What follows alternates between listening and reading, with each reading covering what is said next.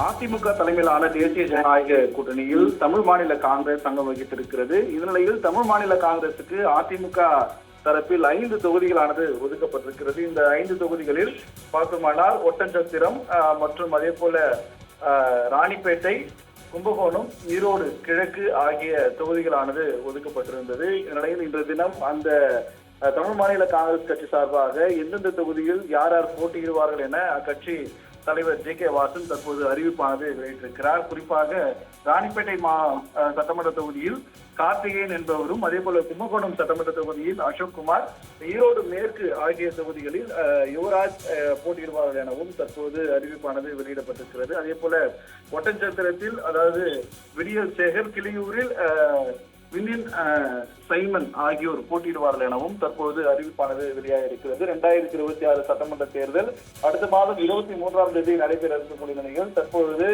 அதிமுக, திமுக மற்றும் அதே போல கூட்டணி கட்சிகளும் தங்களது கட்சி அதாவது சட்டமன்ற வேட்பாளர்களை தற்போது அறிவிப்பானது செய்து வருகின்றனர். இந்நிலையில் தமிழ் மாநில காங்கிரஸ் தலைவர் ஜே.கே. வாசன் தற்போது அக்கட்சி சார்பில் யார் யார் எந்தெந்த அதிமுக தலைமையிலான தேசிய ஜனநாயக கூட்டணியில் ஒதுக்கப்பட்டிருக்கக்கூடிய 5 தொகுதிகளில் போட்டியிடக்கூடிய வேட்பாளர்கள் யார் என்பதை தற்போது அறிவிப்பானது வெளியிட்டிருக்கிறார். இது மட்டுமில்லாமல் அவர்கள் தாமரை சின்னத்தில் போட்டியிடுவார்கள் எனவும் தெரிவிக்கப்பட்டிருக்கிறது.